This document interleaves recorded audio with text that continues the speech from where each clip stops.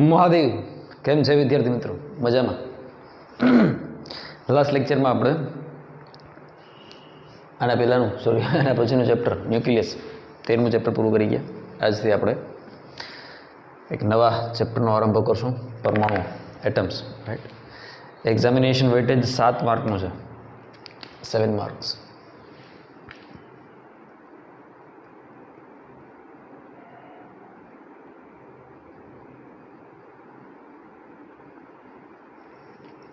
મોટા ભાગે 3 MCQ અને 1 4 માર્કનો પ્રશ્ન આ ચેપ્ટરમાંથી પૂછાય.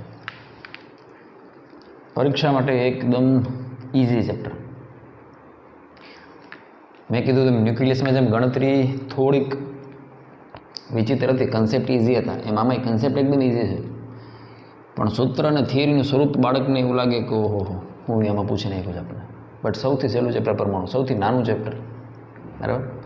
એમાં અમુક ટૉપિક કાપી નાખ્યા છે, પણ શરૂઆતના જે ટૉપિક આ લોકોએ કાપ્યા છે એ ન સમજાય તો એ સમજ્યા વગર ચેપ્ટરની જે ઓરિજિનલ ફિલિંગ આવવી જોઈએ એ ન આવે. વાસ્તવમાં પરમાણુ, પછી પરમાણુનું અંદર ન્યુક્લિયસનું શું રહસ્ય છે, એ બધી વસ્તુ થોડીક સમજી હોય તો આપણને ખ્યાલ આવે. એટલે આપણે આપણી સિસ્ટમથી ભણવાનો પ્રયત્ન કરશું.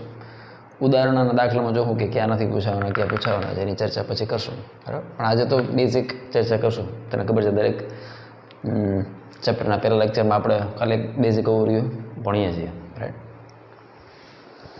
કેમેસ્ટ્રીમાં તમે બહુ સારી રીતે ડીલ કરો છો પરમાણુ સાથે, એટમ સાથે, બરાબર. આ 18મી સદીની બધી ચર્ચા છે બેટા, 18મી સદીની 19મી સદીની ચર્ચા છે. ત્યારે એટલું બધું નોલેજ નહોતું વૈજ્ઞાનિકોને. અત્યારે આપણે બહુ ઇઝીલી કહી દઈએ છીએ. કોઈ પણ ઇવન 10th સ્ટેન્ડર્ડના સ્ટુડન્ટને તમે પૂછો કે ભાઈ મેટર છે, મેટર ગુજરાતીમાં કહેવાય દ્રવ્ય. તો દ્રવ્યને સમજવા માટેની સિક્વન્સ શું હોય ખબર? તો કે દ્રવ્યને સમજવા માટે પહેલું સ્ટેજ છે બલ્ક મેટર, દ્રવ્યનો મોટો જથ્થો, હે ને. એ બલ્ક મેટરમાંથી આપણે શું લઈએ? એક સેમ્પલ લઈએ નાનકડું. શું લઈએ? સેમ્પલ્સ. એ સેમ્પલ્સની અંદર શું હોય બેટા? તો કે મોલેક્યુલ્સ હોય, મોલેક્યુલ્સ, બરાબર. દાખલા તરીકે એક મોટો કાપડનો આપણે પેલી છે શું કહેવાય દેશી ભાષામાં એને, હા, કાપડનો તાકો છે, મોટો કાપડની રીલ છે, બરાબર. એમાંથી આપણે એક નાનકડો શર્ટ બની શકે એટલું એક મટીરિયલ લીધું. એ શર્ટના મટીરિયલમાંથી એક નાનકડો ટુકડો કાપ્યો, બરાબર. મોલેક્યુલ્સ એટલે અણુ. મોલેક્યુલ્સ એટલે ગુજરાતીમાં થાય અણુ. એની પણ નીચેનું સ્ટેજ આવો ને તો એની નીચે પણ આવે એટમ્સ, પરમાણુઓ, બરાબર. હજી જો તમે એની નીચે જાઓ તો આવે ન્યુક્લિયસ. હવે આ શું છે આપણે ઓલરેડી શીખીએ છીએ ન્યુક્લિયસ. ન્યુક્લિયસની અંદર તમે જાઓ તો હજી સૂક્ષ્મ પાર્ટિકલ્સ આવે, પ્રોટોન આવે, ન્યુટ્રોન આવે. અને એટમની સાથે બીજું જે ગણિત જોડાયેલું છે એ ઇલેક્ટ્રોન જેવા ઋણ વીજભારિત કણો. ઇલેક્ટ્રોનની શોધ MCQમાં પૂછી શકાય. જે થોમ્સન નામના ઇંગ્લિશ વૈજ્ઞાનિકે કરી હતી. જે થોમ્સન, એના નામે છે ઇલેક્ટ્રોનની શોધનો શ્રેય. ઇલેક્ટ્રોન શોધવાની ક્રેડિટ જે થોમ્સન સાહેબના નામે છે. એમણે ઇલેક્ટ્રોન જેવા ઋણ વીજભારિત કણોની શોધ કરી. એમણે જોયું આનું અસ્તિત્વ ક્યારથી જોવા મળ્યું? તો કે દુનિયાનો કોઈ પણ પદાર્થ, ચાહે સોલિડ હોય, ચાહે લો ડેન્સિટી, ઓછી ઘનતા ધરાવતો ગેસ હોય, કે ઇવન લિક્વિડ પણ, આમને જ્યારે ગરમ કરવામાં આવે, આમનું ટેમ્પરેચર વધારવામાં આવે, ગરમ કરવામાં આવે, આ બધા એને જ્યારે ગરમ કરવામાં આવે, આ બધી વસ્તુ અમુક 11માંથી જોડાયેલી છે. 11માં ફંડામેન્ટલ, તમે 11માં જે તાપમાનના કન્સેપ્ટ ભણી ગયા, 11માં એક ચેપ્ટર આવે છે થર્મલ પ્રોપર્ટીઝ ઓફ મેટર, અને પદાર્થના ઉષ્મીય ગુણધર્મો. પછી તમે પદાર્થના યાંત્રિક ગુણધર્મો શીખી ગયા. 11માં તમે તરલનું મિકેનિક્સ શીખી ગયા. એ કે સાહેબ હવે રોવડાવશો કે શું કરશો કે બહુ અમે શીખ્યું કે 11માં 12માનું યાદ નથી, હું ભણી ગયા. આ બધી વસ્તુ એમાં આવે છે, રાઈટ. અલગ અલગ પ્રોપર્ટીઝ છે. પ્રિવોસ્ટ નામનો એક વૈજ્ઞાનિક થઈ ગયો. એ પ્રિવોસ્ટ નામના વૈજ્ઞાનિકે એવું કીધું કે દુનિયાના કોઈ પણ પદાર્થનું જ્યારે તાપમાન વધારવામાં આવે, બરાબર, તો એની એક ક્ષમતા છે ઉર્જા સંગ્રહવાની અથવા ઉર્જા ધારણ કરવાની એક ક્ષમતા છે. એનાથી વધારે જ્યારે ઉર્જા હાંસિલ કરશે તાપમાન વધારવાથી, તો એ ઉર્જાનો નિકાલ કરવા માટે એમાંથી વિદ્યુત ચુંબકીય વિકિરણોનું ઉત્સર્જન કરશે. હું તને એક દેશી ભાષામાં ઉદાહરણ સમજાવું, તને બધું કાંઈ કાંઈ સમજાઈ જાય. કે એવું કંઈક કરો કે ટૂંકમાં પતે એવું. કોઈ તવો હોય, તવોમાં ખબર પડે, ઓલું શેકવાનું રોટલીની બધી તવો, ઓલો ભાજી પાઉં બનાવતા હોય એમાં ભાજી કાળા કલર તવો હોય, ખબર પડે કે નહીં બહુ ગેસ? હા. અને તમે ફૂલ ગરમ કરો, ફૂલ ગરમ કરીને મૂકી દો, તો એને જોઈને ખબર ન પડે કે એનું તાપમાન કેવું છે. પણ એ તમારી પાસે તમારા હાથની હથેળી લઈ જાઓ, હાથની સરફેસ લઈ જાઓ, તમે એની પાસે આ તવો છે, આની પાસે જઈને સરફેસ લઈ જાઓ, થોડાક અંતરે હથેળી હોવા છતાં હથેળીને ફીલ થશે તાપમાન, ગરમી ફીલ થાય. કેમ? કારણ કે એ તવાનું તાપમાન એટલું બધું વધી ગયું છે કે એ હવે તાપમાનને એમાંથી ઓછું કરવા માગે છે. તાપમાન વધવાથી ઉર્જા વધી, હવે એ તવો એ ઉર્જાને ઓછી કરવા માગે છે. તો કઈ રીતે? તો પ્રિવોસ્ટ સાહેબે એવું કીધું, દુનિયાનું કોઈ પણ વ્યક્તિ, સજીવ નિર્જીવ કોઈ પણ, જો એનું તાપમાન એક હદ કરતાં વધી જાય તો એનામાંથી એ વિદ્યુત ચુંબકીય વિકિરણોનું ઉત્સર્જન કરી એને ઉર્જા ગુમાવશે. એટલે એમાંથી આપણને હીટ વેવ્સ મળે, ઇંગ્લિશમાં હીટ વેવ્સ કહેવાય. અથવા આપણે આવશે 8મા પાઠમાં જ્યારે વિદ્યુત ચુંબકીય તરંગો ભણશું ને ત્યારે ફરીથી એ જ ઉદાહરણ સમજાવીશ. તો ઇન્ફ્રારેડ વેવ્સ છે અથવા હીટ વેવ્સ છે, બરાબર, એ આપણને ફીલ થાય છે. તો આપણે ખબર પડે કે હા, હવે આગળ હાથ લઈ જવા જેવું નથી. કેમ? તો કે તવો ગરમ લાગે છે, બહુ એમાંથી હીટ આવે છે. ઉતરે ભેજામાં સમજાય છે. તો આવી બધી પ્રક્રિયાઓ દ્વારા થોમ્સન સાહેબે ઇલેક્ટ્રોન જેવા ઋણ વિદ્યુત ભારિત કણનું અસ્તિત્વ દર્શાવ્યું. એ બધા પ્રયોગો આપણા સિલેબસમાં નથી, પણ આ તો ખાલી નોલેજ માટે હું તને કહું છું કે દરેક તત્વમાં આનું અસ્તિત્વ જોવા મળ્યું. ઇલેક્ટ્રોન જેવા ઋણ વીજ ભારિત કણોનું અસ્તિત્વ જોવા મળ્યું. તો થોમ્સન સાહેબે એવું કીધું કે જો ઇલેક્ટ્રોન એટમ સાથે જોડાયેલા છે અને એટમ વીજભારની દ્રષ્ટિએ તટસ્થ છે. હવે લોજિક સમજીએ. એટમ, આ દુનિયાનો કોઈ પણ અણુ છે, પરમાણુ, એ વીજભારની દ્રષ્ટિએ કેવો છે બેટા? વીજભારની દ્રષ્ટિએ તટસ્થ છે. હવે સમજજે. દાખલા તરીકે કોઈ પરમાણુની વાત કરીએ, દાખલા તરીકે 6C12ની વાત કરીએ, તો તને ખબર છે કાર્બનમાં 6 પ્રોટોન છે. તો અત્યારે આ બધી આપણને નોલેજ ખબર, ત્યારે એ બધું ખબર નહોતી કે આમાં 6 જ પ્રોટોન છે અને બાકીના જે વધ્યા છે એ 6 ન્યુટ્રોન છે. 12માંથી 6 ને બાદ કરો તો ન્યુટ્રોન, એ બધું આપણે જોઈ ગયા 13માં કે ન્યુટ્રોનની શોધ કઈ રીતે થાય, અંતે બધું, બરાબર. તો થોમ્સને કીધું કે જો કાર્બનમાં 6 ઇલેક્ટ્રોન છે જે ઋણ વિદ્યુત ભારિત કણો છે, અને તેમ છતાં જો કાર્બનનો પરમાણુ વીજભારની દ્રષ્ટિએ તટસ્થ છે, તો નક્કી આ એટમની અંદર કાંઈક એવું હોવું જોઈએ, આ એટમની અંદર કાંઈક એવું હોવું જોઈએ જે આના કરતાં વિરુદ્ધ સ્વભાવનો વીજભાર ધરાવતો હોય. તો આનાથી વિરુદ્ધ સ્વભાવનો વીજભાર એટલે પ્રોટોન ધન વીજભારિત કણ છે. જેટલો વિદ્યુતભાર ઇલેક્ટ્રોનનો એટલો જ વિદ્યુતભાર પ્રોટોનનો, પણ આનો માઇનસ છે ઇલેક્ટ્રોનનો, આનો પ્લસ છે, બસ એટલો ફેર. એટલે આ મહાન વૈજ્ઞાનિકે એટલું તો કહી દીધું કે એટમ વીજભારની દ્રષ્ટિએ તટસ્થ છે, તો આનો મતલબ ચોખ્ખું થઈ ગયું ને, ઋણ વીજભારિત કણ છે પણ આખી બોડીમાંથી કોઈ વિદ્યુતભાર નથી. એનો મતલબ કે કાંઈક આના જેટલો જ ધન વિદ્યુતભાર પણ એ બોડીની અંદર હોવો જોઈએ, તો જ એ વિદ્યુતભારની દ્રષ્ટિએ તટસ્થ થઈ.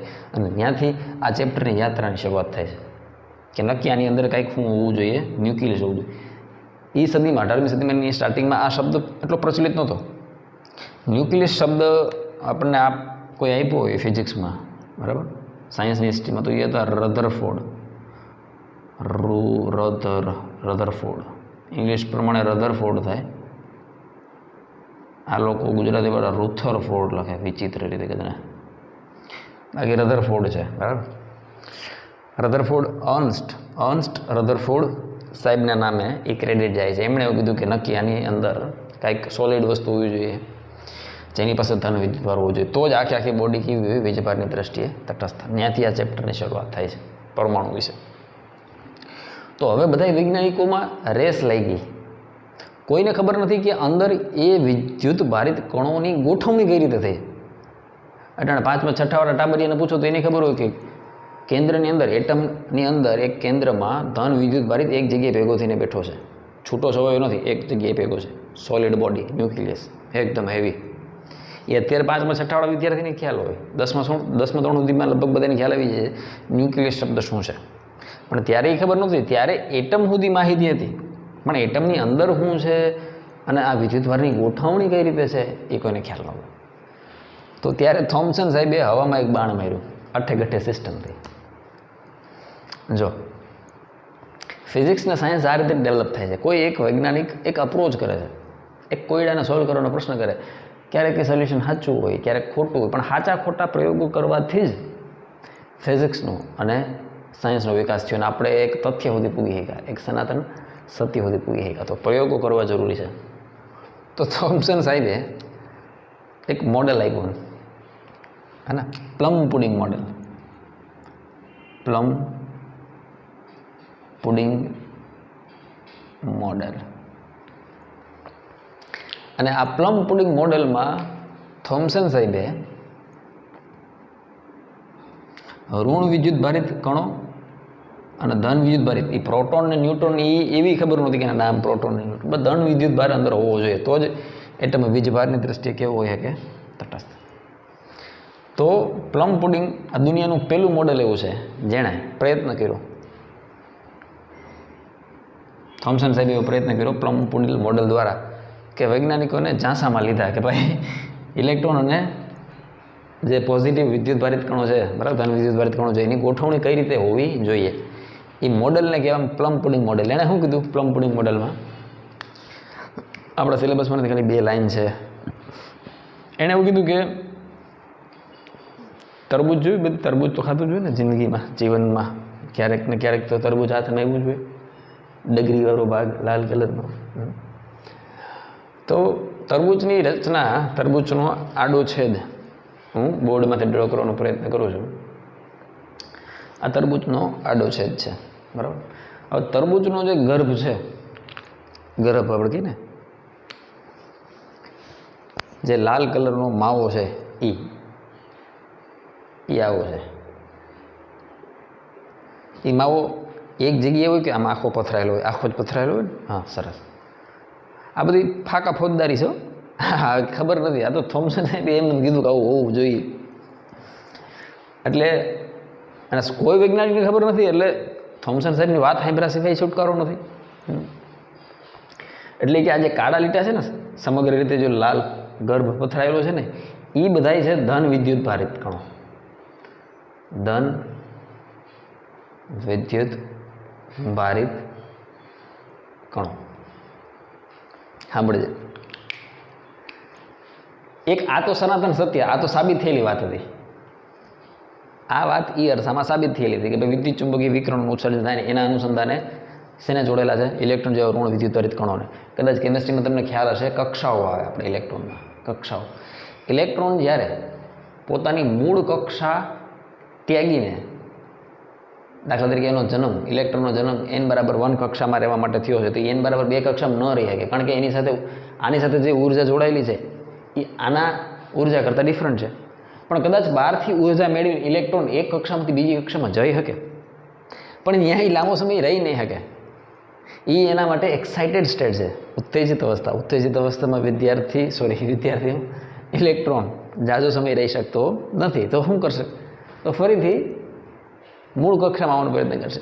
જ્યારે એ મૂળ કક્ષામાં આવવાનો પ્રયત્ન કરશે ત્યારે, ત્યાંથી સમજશે, ત્યારે જેટલી ઉર્જાનું શોષણ કર્યું ને એટલી જ ઉર્જા ધરાવતા વિદ્યુત ચુંબકીય વિકિરણનું શું કરશે? ઉત્સર્જન. રેડી?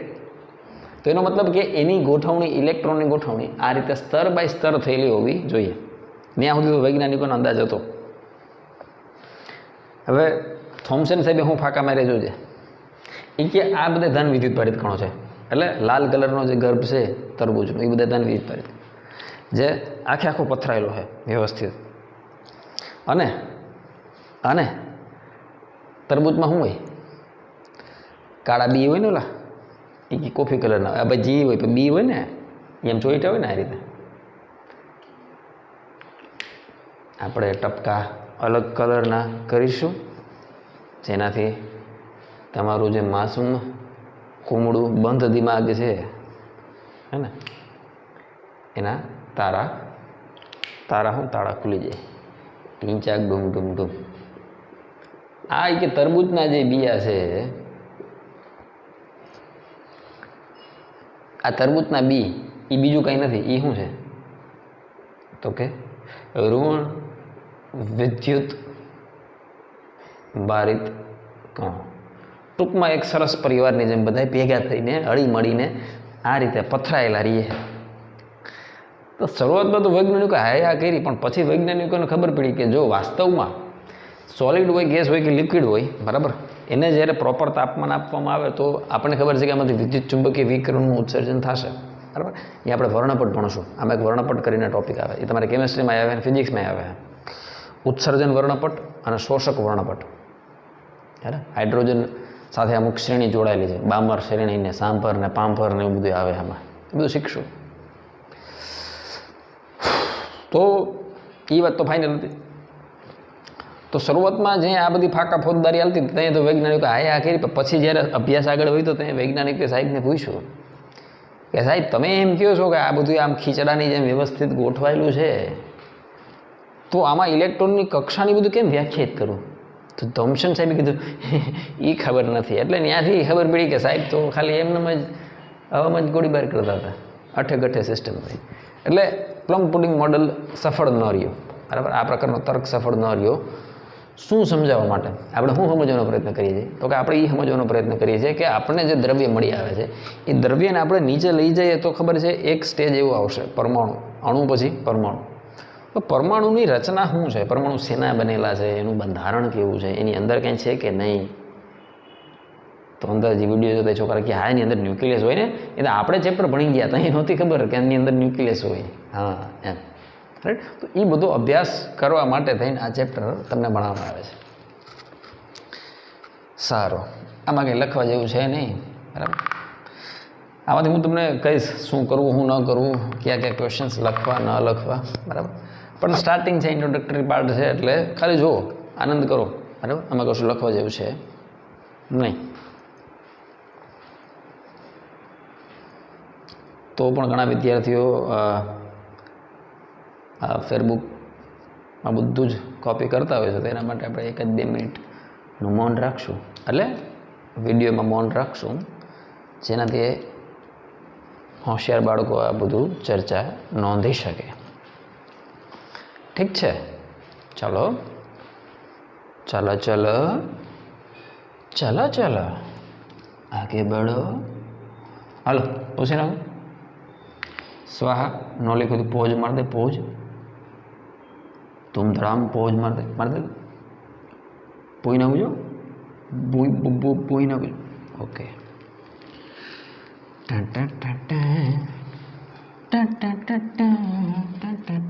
જરા કેવું સરસ કર્ણપ્રિય મ્યુઝિક છે નહીં, કર્ણપ્રિય સંગીત. પણ હજી વાર છે.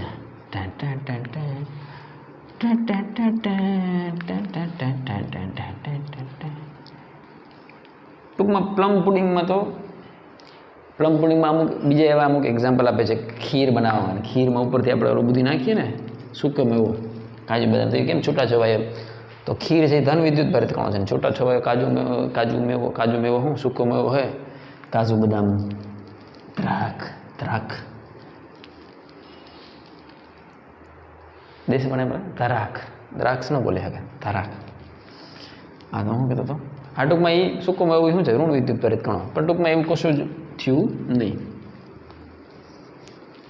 પણ તો આજની તારીખમાં કહેવામાં એવું આવે કે શરૂઆતી પાયે કઈ રીતે, સાચી ખોટી જેવી હોય, પણ શરૂઆતીના નામે બોલે આજની તારીખે કે સૌ પ્રથમ વખત પરમાણુમાં વિદ્યુત ભારની ગોઠવણી સમજાવતું કોઈ મોડલ હોય, MCQ પૂછી શકાય કે પહેલું મોડલ કયું હતું? Plum pudding model. રેડી? તરબૂચ ને એના બિયા અથવા ખીર અને એની અંદર સૂકો મેવો, આ બે પ્રચલિત એક્ઝામ્પલ છે, પૂછાઈ ગયા, યાદ રાખજે. સારું, હવે આપણે આગળ વધીએ.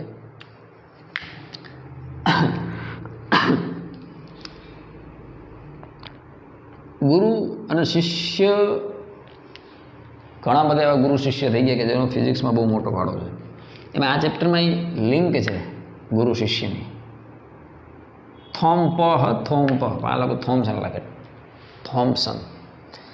જે થોમ્પસન સાહેબના વિદ્યાર્થી હતા અર્નસ્ટ રધરફોર્ડ.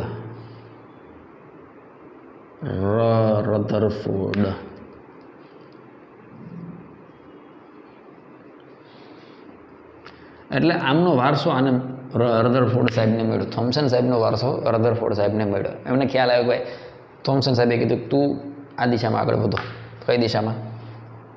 પરમાણુનું કન્સ્ટ્રક્શન કરવામાં, કન્સ્ટ્રક્શન એનું કન્સ્ટ્રક્શન સમજવા માટે. રધરફોર્ડ સાહેબના બીજા બે વિદ્યાર્થી.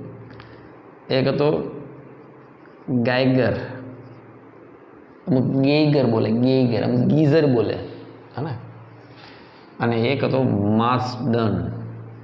હા, આ બધા નામ બોલે આપણે તો જીભ મેળવી જાય, પણ છે તો છે. બરાબર, આ બધા મહાન વૈજ્ઞાનિકો બેટા, મહાન. હા, આપણે કાંઈ અહીંયા હું ખાધું એ યાદ ન હોય, પણ આ બધા એનો રોલ બહુ અગત્યનો છે ફિઝિક્સમાં. નોટ ઇવન ફિઝિક્સ, સાયન્સમાં પણ. બરાબર, કારણ કે આ જે નોલેજ છે એ તો બધા સબ્જેક્ટમાં ઉપયોગી છે. તો આમને ગાયગર, મતલબ રધરફોર્ડ સાહેબે ગાયગર અને માસ્ડનને કામે લગાડ્યા. આ બે જ્યારે પ્રયોગ કર્યા, એક વિશ્વનો એક હારામારો ખ્યાતનામ પ્રયોગ કર્યો આ બે વિદ્યાર્થીઓએ રધરફોર્ડ સાહેબની દેખરેખ હેઠળ, જેને આલ્ફા કણના પ્રયોગથી ઓળખવામાં આવે છે. આલ્ફા કણના પ્રકીર્ણનનો પ્રયોગ.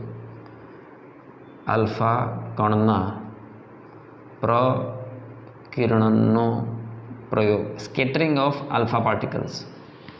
એ હમણાં તમારે જે હમણાં કીધું ને કે ગુજરાત બોર્ડે અમુક મુદ્દા કાઢી નાખ્યા, એમાં આ મુદ્દો કાઢી નાખ્યો. આ પ્રયોગ નથી પૂછાવાનો, અથવા આમાંથી કંઈ પૂછા નથી, પણ આપણે જોઈ લઉં, મજા આવે એટલા માટે.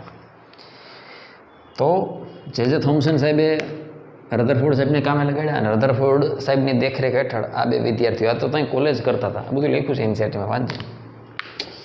20 વર્ષની આયુષ્યમાં, 20 વર્ષના હતા ત્યારે લોકો પ્રયોગ કરતા, અને આપણે 20 વર્ષે ભાટકતા હોય, હે, આડાવડી ગલીઓમાં કાવા મારતા હોય, હું કરતા હોય, આ લોકો પ્રયોગ કરતા હોય. એટલા માટે આપણા કરતાં આગળ છે બધા ભૂરીઓ. હજી કહું છું, ભણવામાં ધ્યાન દો, નકર આવનાર સમય ભયંકર સ્પર્ધાત્મક યુગનો રહેવાનો છે બેટા. તો રધરફોર્ડ સાહેબના કહેવાથી, કારણ કે આ બધો પ્રયોગો કરવામાં ખર્ચો લાગે, સમય દેવો પડે, તો ખર્ચો કોણ દે? સાહેબ દેતા હોય ને. શિષ્ય હું મજા કરતા હોય, એટલે પ્રયોગ કરતા હોય. બરાબર, સ્પોન્સર કહે ને, તો સ્પોન્સર આ હતા, બેના સ્પોન્સર આ હતા. સરસ, લ્યો. આલ્ફા કણના પ્રયોગથી ગાયગર અને માસ્ડનને બહુ કાંઈ ખબર ન પડી. ગુરુ હોતા હે, ચેલા હોતા હે ભાઈ. એને બસ સાહેબે કીધું પ્રયોગ કરવા ખાતર કર્યો ખરા, પણ એનામાંથી જે તારણો મળ્યા, એ તારણો રધરફોર્ડ સાહેબને બહુ ગમ્યા. અને એ તારણો પરથી એક અદ્ભુત વસ્તુની શોધ થઈ, જેને ન્યુક્લિયસ તરીકે ઓળખવામાં આવે. કે પરમાણુના કેન્દ્રમાં ન્યુક્લિયસ છે, અને એની અંદર નક્કી ધન વિદ્યુત ભારિત, આ પ્લમ પુડિંગની જેમ નહીં, એક જ જગ્યાએ ભેગો થઈને રિયલ હોવો જોઈએ, એવું નક્કર વાસ્તવિકતા આપણને કોઈ જણાવી હોય તો રધરફોર્ડ સાહેબે જણાવી. પ્રયોગ આ બે કર્યો. એટલે અમુક રેફરન્સમાં એવું કે આલ્ફા કણના પ્રકીર્ણનનો પ્રયોગ કોના ફાળે છે, તો કે ગાયગર અને માસ્ડન. અમુક રેફરન્સમાં એવું લખેલું છે કે રધરફોર્ડ સાહેબનો આલ્ફા કણના પ્રકીર્ણનનો પ્રયોગ. બરાબર, તો આ બધા ત્રણેય નામ એકબીજા સાથે જોડાયેલા છે. ગાયગર અને માસ્ડનના ગુરુ કોણ? રધરફોર્ડ સાહેબ. રધરફોર્ડ સાહેબના ગુરુ કોણ? જે થોમ્પસન સાહેબ. સરસ. હાલો જોઈ લઈએ આલ્ફા કણના પ્રકીર્ણનનો પ્રયોગ. આલ્ફા કણના પ્રકીર્ણનના પ્રયોગમાં આ પૂછે આ સિક્વન્સનો કંઈ મતલબ નથી, રાઈટ? આ હેડિંગનું છે ફરીથી ઉપર લખી નાખો, આલ્ફા કણના પ્રકીર્ણનનો પ્રયોગ. પ્રકીર્ણન આપણે ક્યાં જોઈ ગયા હતા? 9મા ચેપ્ટરમાં, યાદ છે ને? એટલે 9મામાં હું આ 9મામાં આવે છે, 10મામાં આવે છે પ્રકીર્ણન આવે છે ને. તરંગ પ્રકાશશાસ્ત્રમાં, કિરણ પ્રકાશશાસ્ત્રમાં પ્રકીર્ણન, સ્કેટરિંગ. જો આલ્ફા કણના પ્રકીર્ણનનો પ્રયોગ. બરાબર. આ વાસ્તવમાં એક પ્રકારનું ન્યુક્લિયર મોડલ જ છે. ન્યુક્લિયર મોડલ એટલે ન્યુક્લિયસની જ્યારે સ્થાપના થઈ, મતલબ શોધ થઈ, એ સમજાવતું એક મોડલ છે એવું. પણ આપણે એના આ રીતે યાદ રાખશું, આલ્ફા કણના પ્રકીર્ણનનો પ્રયોગ. હવે આના માટે સેટઅપ એકદમ ઇઝી છે, કાંઈ છે નહીં. આલ્ફા કણનું પ્રકીર્ણન કરાવવું છે. સ્કેટર થવું એટલે હું દાખલા તરીકે બોર્ડ છે, અને બોર્ડ પર હું જોરથી પાણીનું છાપકું ભરે આમ જોરથી ચાલક મારું, જોરથી આમ ચાપટ મારું પાણીની, તો પાણીના બૂંદ આની ભટકાઈને એનાથી નાના નાના પાણીના બૂંદમાં વિખેરાઈ જાય, હે ને. અમુક છાંટા આ બાજુ ઉઠશે, અમુક આ બાજુ ઉઠશે, અમુક આમાં આવશે ભટકાઈને, તિત્તર બિત્તર થઈ જવું. સ્કેટરિંગ પ્રકીર્ણનનું ગુજરાતી હાવ દેશી ભાષાનું થાય, તિત્તર બિત્તર થઈ જવું, વેર વિખેર થઈ જવું, બરાબર, અલગ અલગ દિશામાં. તો આલ્ફા કણનું પ્રકીર્ણન થાય છે બેટા. આલ્ફા કણનો તમે મારો ચલાવો છો બોર્ડમાંથી, અને ત્યાંથી ભટકાય અને આલ્ફા કણ આડાવડો ક્યાંક ભાગે છે, એવું આનું દેશી ભાષાનું ગુજરાતી થાય. સારું, તો આલ્ફા કણના સોર્સમાં ટેક્સ્ટબુકમાં એવું લખવામાં આવે છે કે એક રેડિયો એક્ટિવ તત્વ. રેડિયો એક્ટિવ તત્વો તમે ઘણા જોઈ ગયા, અને પહેલાંના ચેપ્ટરમાં અને પછીના ચેપ્ટરમાં. ઓમ આપણે એની પહેલાં ભણ્યા, બરાબર. પણ રેફરન્સીસમાં બિસ્મથનો ઉલ્લેખ છે. બિસ્મથ નામનું એક રેડિયો એક્ટિવ તત્વ લીધું. હવે તને ખબર છે, રેડિયો એક્ટિવ તત્વ હોય તેમાં રેડિયો એક્ટિવિટી થાય, એમાંથી આલ્ફા બીટા ગામા નીકળી શકે. તો આપણે આલ્ફા કણની જરૂર છે, તો એક એવો રેડિયો એક્ટિવ તત્વ લીધો જેમાંથી શું થાય છે, રેડિયો એક્ટિવિટી, અને એના પરિણામ સ્વરૂપ આપણને શું મળે છે બેટા, આલ્ફા કણ. રેડી. પણ બેટા એમાંથી જે આલ્ફા કણ નીકળશે એ કાંઈ સીધી રેખામાં જ જાય એવું તો જરૂરી નથી. તો વૈજ્ઞાનિકે બુદ્ધિ મારી કે આપણે એને સીધી રેખામાં કરવા છે, તો શું કરીએ? તો કે આલ્ફા કણનું શોષણ કરતું તત્વ છે લેડ. લેડ એટલે કે સીસું. તો સીસાના બ્લોક મૂકી દીધા લેડના. જેનાથી શું થયું બેટા કે જેટલા આલ્ફા કણ ત્રાહા બાંગા નીકળ્યા, ત્રાહા બાંગા એ શોષાઈ ગયા, પણ જે સીધા નીકળ્યા એ આ રીતે આગળ વધતા ગયા. પાણી હતું એ આલ્ફા કણ છે, અને બોર્ડ હતું એ વસ્તુ છે કે જેના પર મારે મારવાનું છે. તો આલ્ફા કણને આપણે મારશું શેના પર? તો કે એક તત્વની પસંદગી કરવામાં આવે. એની તત્વ છે સોનું, ઓરસ, AU, ગોલ્ડ. Gold foil. ફોઇલનો મતલબ થાય અત્યંત પાતળું લેયર. સિલ્વર ફોઇલ આવે તને ખબર? તમે જોયું છે બધાએ. દાખલા તરીકે તમે પંજાબી કે સાઉથ ઇન્ડિયન પાર્સલ કરાવીને આવો છો, તો એ શેમાં તમને પાર્સલ કરીને દે? કે તને સેન્ડવિચ પાર્સલ કરાવી આવે તો શેમાં દે? સિલ્વર ફોઇલમાં દે ને, ચાંદીના વરખમાં. વરખ, હા, એ વરખ એટલે ફોઇલ. અઠે યાદ આવી ગયું મને, વરખ. તો એવું એક પાતળું, અત્યંત પાતળું, 10⁻6 મીટર જેટલી એની જાડાઈ, અથવા 10⁻8 એવું કંઈક આંકડો છે. 10⁻6 મીટર પકડતો કેટલું પાતળું થયું, હા. એટલું બધું પાતળુંનું કારણ શું એ સમજાવું તને. તને કોઈ પૂછે કે કેમ વરખ લેવામાં આવ્યું, તો દાખલા તરીકે સોનું છે, તો સોનામાં ઓરસના એટમ હોય એ આ રીતે જોડાયેલા હોય ને બેટા, બધા પરમાણુ એક પછી આવી શાખાઓ હોય ને, બરાબર. નકરા એટમ્સ આ રીતે, આ બધા એટમ ભેગા થાય અને મોલેક્યુલ થાય. મોલેક્યુલ ભેગું થાય અને શું થાય? સેમ્પલ થાય, બરાબર. અને બધું ભેગું થઈને બલ્ક મેટર થાય, હે ને. તો આપણે શું કર્યું ખબર?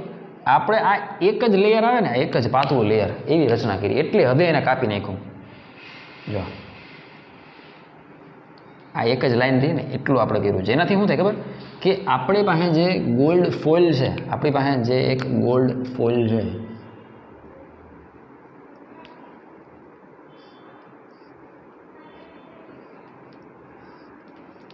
આમ રાખીએ લંબરૂપ, રેડી.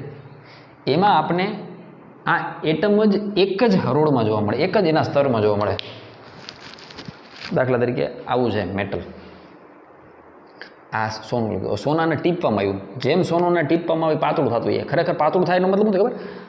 આ એટમવાળા લેયર તૂટતા ગયા, પહેલાં 4 લેયર હતા, 4માં 3 થયા, 3માંથી 2 થયા, 2માંથી 1 થયું, એટલું પાતળું કરી નાખ્યું. કારણ કે સોનાની ડક્ટિલિટી, ઇંગ્લિશમાં એવો શબ્દ છે ડક્ટાઇલ મટીરિયલ, એને ગમે એટલું ટીપો પણ તૂટે નહીં, પાતળું થતું જાય પણ તૂટશે નહીં. તો જેટલું પાતળું થતું હતું એટલું કરી નાખ્યું. કોને? સોનાને. એટલે એને શું કીધું? વરખ. તો ઓલા ચાંદીના વરખને હાથમાં લઈ આમ કરીને હાથમાં ભૂંહાઈ જાય, એટલું પાતળું હોય. એવું એક વરખ તૈયાર કરવામાં આવ્યું સોનાનું, કારણ કે મજબૂત ધાતુ છે. બીજું, એનો પરમાણુ ક્રમાંક ઊંચો છે, 79ની આજુબાજુ છે ને, મને એક્ઝેક્ટ યાદ નથી, લગભગ એટલો જ છે.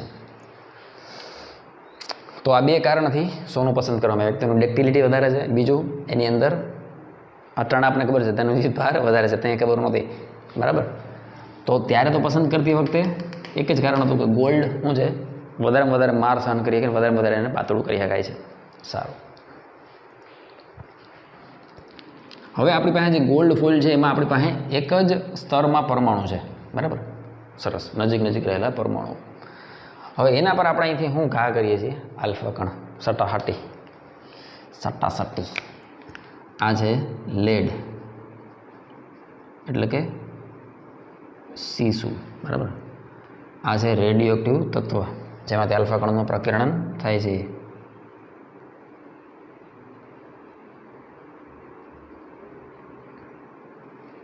અને અહીંયાથી નીકળે છે હું તો કે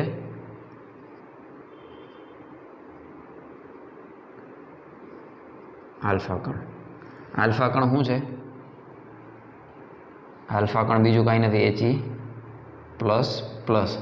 હેલિયમનું ન્યુક્લિયસ. હેલિયમમાં 2 ઇલેક્ટ્રોન નીકળી જાય, તો વધે શું? 2 પ્રોટોન અને 2 ન્યુટ્રોન. સો હિલિયમનું ન્યુક્લિયસ, એ તો આપણને ખબર જ છે, આપણે 13મું ચેપ્ટર ભણી ગયા છે. હિલિયમનું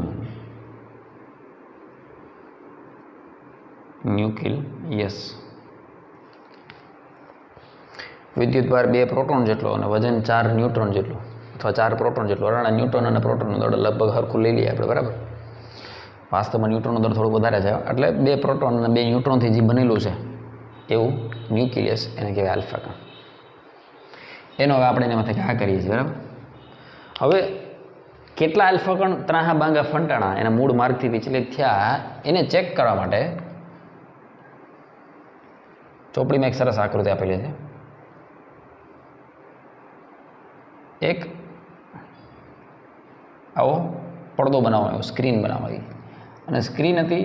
આ બધા એક માર્કના MCQ પૂછી શકે, જો કે ટોપિક તમારે નથી, પણ ગુજરાત બોર્ડનો ભરો નહીં, કંઈ પૂછી નાખે તો ક્યાં જવું. આ પ્રોપર સર્કલ થયું નથી, પણ તું બનાવજે, તારાથી બને તો. જો કે જરૂર નથી, આ પૂછાવાનું નથી કાંઈ બહુ.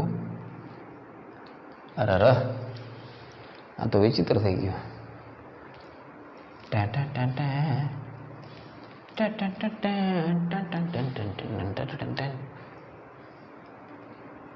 હા, આ ઓકે છે. This is good, this is very good. તો આ જે છે બેટા, એ ઝિંક સલ્ફાઇડની સ્ક્રીન છે. સ્ક્રીન એટલે કે પડદો. શેની બનેલી છે? ઝિંક સલ્ફાઇડની. ઝિંક સલ્ફાઇડની ખાસિયત છે, તને ખબર હોય તો પેલા ડેકોરેશન આવે સ્ક્રીન, રાતે આમ છતમાંથી ઓલું તારામંડળ બનાવી દઈએ, પછી આમ એના પર લાઇટ પડે તો ચમકે, તો એના જેવું. જો આલ્ફા કણ અહીં ક્યાંય પડશે તો એ ચમકશે, એટલે દેખાય કે કાંઈ આલ્ફા કણ આવ્યું. એ નરી આંખે ન જોઈએ, કાંઈ માઇક્રોસ્કોપ જોઈએ એના માટે, પણ એ માઇક્રોસ્કોપ ફેરવી અને વૈજ્ઞાનિકો નક્કી કરે કે ભાઈ ક્યાં કેટલી વાર લબક જબક થયું. દાખલા તરીકે આને આપણે સીધું માનીએ આમ સ્ટ્રેટ લાઈન, તો આ 0 ડિગ્રી થઈ ગયું. પછી 10 ડિગ્રી, 20 ડિગ્રી, અહીંયા પૂગતા દાખલા તરીકે અહીંયા 2-3 ઇલેક્ટ્રોન આવ્યા, તો એનો મતલબ કે આ કણ કેટલા ડિગ્રીએ પ્રકેરિત થયો? 90 ડિગ્રીએ પ્રકેરિત થયો. સમજાય તને? એ રીતે બે બાજુ, આ બાજુ 90 ડિગ્રી થાય ને, 0 થી 90, 0 થી 90. બની શકે કે કોઈ કણ ભટકાય અને આમ અહીં આવે, બની શકે કોઈ કણ ભટકાય ને સીધો પાછો આવે. ટૂંકમાં આ બધા પ્રયોગો કરવાના હતા, મતલબ કે આલ્ફા કણનું શું થાય છે. તો આપણી ટેક્સ્ટ બુકમાં એક આલેખ છે બેટા, પ્રકેરિત આલ્ફા કણોની સંખ્યા વિરુદ્ધ થીટા. અને થીટા એ ક્યાંથી માપવામાં આવે છે? અહીંથી, આ સમશીતિથી થીટા માપવામાં આવે. દાખલા તરીકે 10 ડિગ્રી છે, બરાબર. પછી આ 30 ડિગ્રી છે, આ 60 ડિગ્રી છે, આ રીતે વચ્ચે 90 ડિગ્રી છે, રાઈટ. તો આ પ્રયોગ એવું કહે છે બેટા કે જ્યારે આલ્ફા કણના અહીંથી ઘા કરવામાં આવ્યા ને ત્યારે આ 1 ડિગ્રી છે, એ રીતે કરતાં કરતાં કરતાં કરતાં ક્યાં સુધી જવાનું છે 180 ડિગ્રી. વધારેમાં વધારે શું થઈ શકે, વધારેમાં વધારે શું થઈ શકે, કણ સીધે સીધો ગયો અને ભટકે સીધે સીધો પાછો આવ્યો, એનાથી વધારે તો ખૂણો શું હોય શકે? એ કે કણ આમ જાય ભટકાઈને 360 ડિગ્રી ખૂણે પાછો. પ્રકિરણ એટલે શું, અહીંથી આમ જાય બરાબર, તો વધારેમાં વધારે અપેક્ષા શું માનીએ કે સીધે સીધો પાછો આવે. તો 0થી લઈને 180 ડિગ્રી સુધીનો આલેખ છે તમારી પાસે.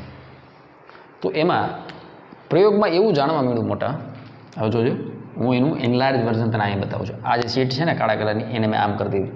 હવે તને ખબર છે કે એક જ ઓલામાં શું છે, આ રીતે એક જ લેયરમાં સોનાના એટમ રાખ્યા છે, અને આ જે કાળું ટપકું છે મોટા એ શું છે, ન્યુક્લિયસ છે. મેં ન્યુક્લિયસમાં ખબર સાઇઝ કીધી છે, પરમાણુની સાઇઝ શું છે 10⁻10 મીટરના ક્રમની છે, જ્યારે ન્યુક્લિયસની સાઇઝ 10⁻14 થી 10⁻15 મીટરના ક્રમની છે. પરમાણુ કરતાં લગભગ 1 લાખ ગણું નાનું છે કોણ, ન્યુક્લિયસ. હા કે ના? તો અહીંયાથી આલ્ફા કણ આવે છે, જોજો. તો એવું જાણવા મળ્યું 99.86% આલ્ફા કણો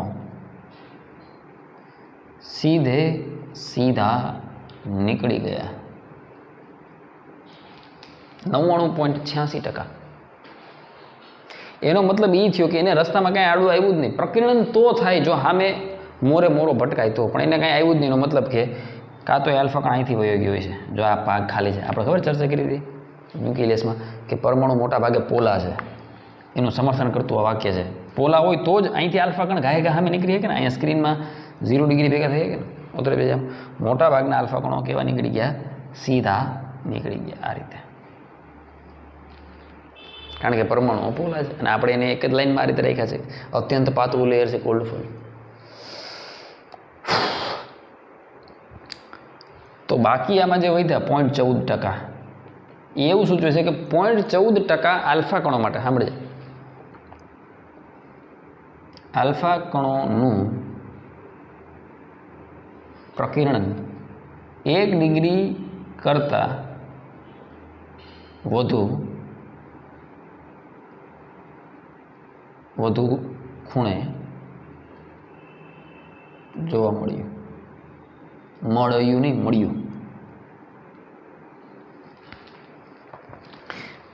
હવે 0.14% એટલે ચોપડીમાં એક એવો લેખ છે કે ભાઈ 8000 કણોમાંથી 8000 આલ્ફા કણોમાંથી એક કણ એવો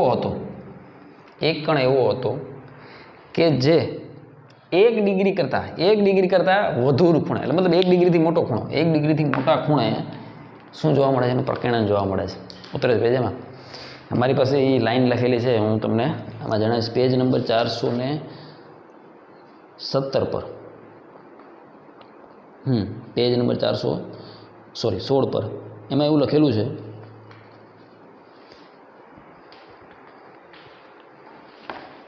મારી પાસે રેફરન્સ છે.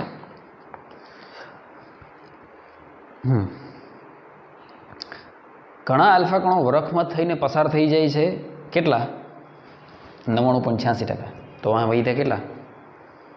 તેનો અર્થ કે તેઓ કોઈ સંઘાત અનુભવતા, સંઘાત એટલે મોરો ભટકાતો નથી, સીધી રીતે નીકળી ગયા. પેજ નંબર 416 ચોપડી એનસીઆરટી આપણી. ફક્ત લગભગ 0.14% આલ્ફા કણોનું 1 ડિગ્રી કરતાં વધારે પ્રકિરણ થાય છે. 1 ડિગ્રી કરતાં વધુ ખૂણે પ્રકિરણ જોવા મળે છે 8000 કણોમાંથી એક કણ. તો 1 ડિગ્રી કરતાં વધુ ખૂણે કયો ખબર, એ ખૂણો છે 8000માં 1નું વિચલન 90 ડિગ્રી કરતાં વધુ થાય છે. સાંભળે, 0.14% આલ્ફા કણોનું પ્રકિરણ 1 ડિગ્રી કરતાં વધુ ખૂણે જોવા મળ્યું. એમાં એવું જાણવા મળે છે કે 8000 આલ્ફા કણોમાંથી એક કણ એવો છે કે જેનું પ્રકિરણ 90 ડિગ્રી કરતાંય વધારે થાય. એટલે એનો મતલબ કે આ ખૂણો, અહીંથી આટલો ખૂણો 120, 125, 130, 150 ડિગ્રી હે ને, બની શકે કે 180 ડિગ્રી. તો એક ચોપડીમાં એ આંકડો લખ્યો નથી, તું લખો લખી નાખજે. 10⁶ આલ્ફા કણો, 10⁶ આલ્ફા કણો 90 ડિગ્રી કરતાં વધુ. 10⁶ આલ્ફા કણોએ એક આલ્ફા કણ 180 ડિગ્રીએ રિટર્ન થાય છે, 180 ડિગ્રી રિટર્ન થાય છે. અને એ પ્રમાણે એ લોકોએ આલેખ અહીંયા આ રીતે ટપકાઓ કરીને આવો આલેખ બનાવેલો છે. આવો આલેખ તારી ચોપડીમાં છે, જોજે. બરાબર. તો આ બધા પ્રયોગો પરથી ગાઈગર અને માસ્ટરને આવા બધા અવલોકનો લખ્યા કે ભાઈ મૂળ આ વસ્તુ એને જોવા મળી. પણ એમાં એને ગાઈગર અને માસ્ટરને બહુ ઝાઝી ખબર ન પડી. સમજો, એક જ મિનિટમાં લોજિક પકડાઈ જાય. તો એણે કીધું, કોણે આટલી વાત કીધી, આ 3 મુદ્દા કીધા. જોજો, આ 3 મુદ્દા ગાઈગર અને માસ્ટરને રધરફોર્ડ સાહેબને કીધા કે ભાઈ 99.86% તો સીધા નીકળી ગયા, કોઈ સંઘાત અનુભવતા નથી, પ્રકરણ અનુભવતા નથી. 0.14% આલ્ફા કણનું પ્રકરણ 1 ડિગ્રી કરતાં વધારે જોવા મળ્યું. એમાં 8000 કણોમાંથી એક કણ નીકળ્યું કે જે 90 ડિગ્રી કરતાં એનું વધારે પ્રકરણ જોવા મળતું. આટલી વાત કરી. પણ આમાં રધરફોર્ડ સાહેબને મજા ન આવી. એણે કીધું કે તમે પ્રયોગ ચાલુ રાખો, નક્કી આ પ્રયોગમાંથી જ આપણને સફળતા પ્રાપ્ત થવી જોઈએ. ગાઈગર અને માસ્ટર મૂંઝાણા કે એકને પ્રયોગ કેટલી વાર કરો, એને અલગ અલગ ધાતુ માટે કર્યું, પણ સૌથી પહેલી સફળતા ગોલ્ડમાં મળી હતી એમ.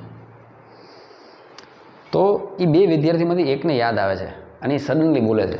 કોને બોલે છે? રધરફોર્ડ સાહેબને બોલે છે કે સાહેબ અમે આટલા ટાઈમથી પ્રયોગ કરીએ છીએ ને એમાં એક વસ્તુ મેં તમને નથી કીધી. તો કે હું નથી કીધું? તો કે સાહેબ એક કણ અમને યાદ છે પાક્કું કે 10 ની 6 ઘાત એટલે 10 લાખ થયું, મિલિયન, 1 મિલિયન, હે ને? આટલા કણોમાંથી એક કણ એવો હતો કે જે 180 ડિગ્રી રિટર્ન થયો હતો, સીધો રિટર્ન થયો હતો. આ એક વાતથી રધરફોર્ડ જેવો હોશિયાર વ્યક્તિ, સાયન્ટિસ્ટ સમજી ગયો કે હવે આપણે જે સાબિત કરવું તે થઈ ગયું. તમને કોઈને લાઈટ થઈ કે આ સ્ટેટમેન્ટ એટલું બધું અગત્યનું શું કરવા સાબિત થયું? હવે જોજે, અહીંયા આખો પડદો છે, આ ગોલ્ડની ફોઇલ છે, સમજી લે. આ બોર્ડ છે, ગોલ્ડની ફોઇલ છે, સોનાનું વરખ. અને અહીંયા 1 કરોડમાં શું છે? અહીંયા બધે પરમાણુ છે. આ બધા ટપકા જાય છે, આ રીતે આડા છે. અને મોબાઈલમાંથી આલ્ફા કણ બોર્ડમાં પટકાય છે, પ્રકીર્ણન થાય છે. એક કણ રિટર્ન થયો એનો મતલબ શું થાય? આલ્ફા પોતે કેવો કણ છે? ધ્યાનથી જો, ધન વિદ્યુતભારિત કણ છે. કારણ કે એ હિલિયમનું ન્યુક્લિયસ છે. તો હિલિયમનું ન્યુક્લિયસ હવે અત્યારે આપણે ખબર છે ને કે પ્રોટોનનું ન્યુટ્રોનનું મને કંઈ ભલે ખબર નથી, પણ એને એટલી તો ખબર હતી. જે થોમ્સન સાહેબે શું કીધું હતું કે એટમ વીજભારની દ્રષ્ટિએ તટસ્થ છે, એટલે એટમની અંદર કંઈક એવું હોવું જોઈએ જે ધન વિદ્યુતભારિત હોવું જોઈએ. એટલે રધરફોર્ડ સાહેબને એ તો ખબર છે કે અંદર કંઈક ધન વિદ્યુતભારિત છે, પણ એ કેમ ગોઠવાયેલો છે એ ખબર નહોતી. એના માટે પ્રયોગ થાય છે. તો આ વસ્તુ એવું શીખવાડે છે રધરફોર્ડ સાહેબને. વિચાર કરે કેટલું મહાન વૈજ્ઞાનિક, કે કેટલો હોશિયાર કહેવાય. એને શું બુદ્ધિ મારી કે એક કણે ક્યારે રિટર્ન થાય? તો કે ત્યાં સુધીમાં વિદ્યુતભારમાં એટલું તો આપણે ખબર પડી ગઈ કે ધન વિદ્યુતભારથી અપાકર્ષણ પામે. જોજે, ધન વિદ્યુતભારથી અપાકર્ષણ પામે. તો હિલિયમનું ન્યુક્લિયસ એટલે ભારેમાં ભારે કણ બેટા, બહુ સારો વિદ્યુતભાર કહેવાય. અને હેવી પાર્ટિકલમાં આલ્ફા કણની ગણતરી થાય. જો હેવી પાર્ટિકલ, આલ્ફા કણ જેવો હેવી પાર્ટિકલ જે આપણે અહીંથી એકદમ સ્પીડમાં ઘા કર્યો અને એ રિટર્ન આવતો હોય તો નક્કી અહીંયા કોઈ મજબૂત દિવાલ હોવી જોઈએ. કોની મજબૂત દિવાલ હોવી જોઈએ? ધન વિદ્યુતભારિત કણોની મજબૂત દિવાલ હોવી જોઈએ. નક્કી આપણામાં કહેવત છે ને, કેવા એકતા છે? સંગઠનમાં એકતા છે. એટલે આખો વિદ્યુતભાર જે છે પરમાણુનો, એ કેન્દ્રમાં એક જગ્યાએ કેન્દ્રિત થઈને બેઠો છે. અને જ્યારે એ આલ્ફા કણ એની સામે આવ્યો તો પ્રબળ અપાકર્ષણ બળના કારણે એ રિટર્ન થયો. જ્યારે આલ્ફા કણ આમ સાઈડમાંથી નીકળી જતો હતો તો એટલો બધો પ્રોબ્લેમ નહોતો, જો, કારણ કે અપાકર્ષણ નથી થતું. બરાબર, ઉપરથી નીકળી ગયો, નીચેથી નીકળી ગયો, સાઈડમાંથી. પણ જ્યારે એક્ઝેક્ટ આલ્ફા કણ આની સામે આવ્યો તો એ રિટર્ન થયો. એનો મતલબ શું થયો કે પરમાણુ મોટા ભાગે તો પોલા છે, પણ એ આખા મોટા પોલા પરમાણુમાં પણ એના કેન્દ્રમાં સમગ્ર ધન વિદ્યુત ભારિત એકજૂટ થઈ અને કેન્દ્રિત થઈને પડ્યો છે. એટલું અગત્યનું સ્ટેટમેન્ટ આ એક વાક્ય પરથી રધરફોર્ડ સાહેબે માપી લીધું. અને દુનિયાને પ્રથમ વખત ન્યુક્લિયસ એવો શબ્દ આપ્યો કે પરમાણુની અંદર એક ન્યુક્લિયસ કરીને વસ્તુ છે. ન્યુક્લિયસનો અર્થ થાય બેટા ગર્ભ, નાભી. આપણા બોડીનું સેન્ટર હોય, નાભી છે ને, કેન્દ્ર એમ. તો એનું એક કેન્દ્ર છે ન્યુક્લિયસ. ન્યા ધન વિદ્યુત ભારિત એક હામટો ભેગો થઈને હોવો જોઈએ. તે રધરફોર્ડ સાહેબને એ ખબર નહોતી કે ન્યુટ્રોનની ભેગા છે. એને તો ખાલી હું વાત ન્યુટ્રોન શોધતો પછી ચેડવિકે કરી ને, ચેડવિકે કરી, એ તો આપણે શીખી ગયા. તો આ રીતે આપણે ખ્યાલ આવે છે કે આલ્ફા કણના પ્રકીર્ણનના પ્રયોગની મદદથી રધરફોર્ડ સાહેબે કીધું, આ સ્ટેટમેન્ટની મદદથી કીધું કે જો એક કણ પાછો આવ્યો છે તો નક્કી અહીંયા જ વચ્ચે પરમાણુની અંદર સમગ્ર ધન વિદ્યુત ભારિત કઈ રીતે ભેગો હોવો જોઈએ, એકજૂટ. એટલે થોમ્સન સાહેબ જેમ ફાંકા મારતા હતા પ્લમ પુડિંગને પથરાયેલું, એમ નહીં, બરાબર. અને પછી ધીરે ધીરે આ મતનો વિકાસ થયો કે સેન્ટરમાં ધન વિદ્યુત ભારિત કણ હોવા જોઈએ અને એની ફરતે ઇલેક્ટ્રોન વર્તુળાકાર કક્ષામાં ગતિ કરતા હોવા જોઈએ. અહીંથી ધીરે ધીરે ધીરે મોડેલની શરૂઆત થઈ, ન્યુક્લિયર મોડેલની. પછી ધીરે ધીરે બોહરનું મોડેલ આવશે અને બોહરના મોડેલને પ્રાધાન્ય મળ્યું. આમાં અમુક ભૂલો હતી, એ બધી ચર્ચા આ ચેપ્ટરમાં છે. હવે ફિલિંગ હું કહેવા માગું છું, બરાબર. તો તમારા સિલેબસમાં મતલબ આ વખતે આલ્ફા કણના પ્રકીર્ણનને બાદ કરવામાં આવ્યો છે, પણ આનું મેં બેઝિક તમને સમજાવી દીધું કે કઈ રીતે આલ્ફા કણનો પ્રકીર્ણનનો પ્રયોગ થયો, કઈ રીતે એની ચર્ચા થઈ અને એના પરથી આપણને શું તથ્ય જાણવા મળ્યા. બસ આ જે આંકડા બોર્ડ પર લખેલા છે એ એનસીઆરટીમાં અંડરલાઇન કરજે, એને યાદ રાખજે, બરાબર. વાંચજે, પહેલાં 2-3 પેજ એનસીઆરટીમાં છે એમાંથી કંઈ ખાસ કામનું નથી, બરાબર. આવતા લેક્ચરે જ્યારે આપણે આના મોડલની ચર્ચા કરશું કે ઇલેક્ટ્રોનની ગોઠવણી કઈ રીતે છે ફરતે, ત્યાંથી રિયલ ચેપ્ટર સ્ટાર્ટ થશે, બરાબર. તો બસ આ ખાલી બેઝિક બેકગ્રાઉન્ડ બધું જેનાથી તને મજા આવે કે ભાઈ પરમાણુમાં આપણે શું શીખવાનું છે, કઈ રીતે આગળ વધશું, રાઈટ. આ વિડીયોમાં સુધી રાખશું. મહાદેવ.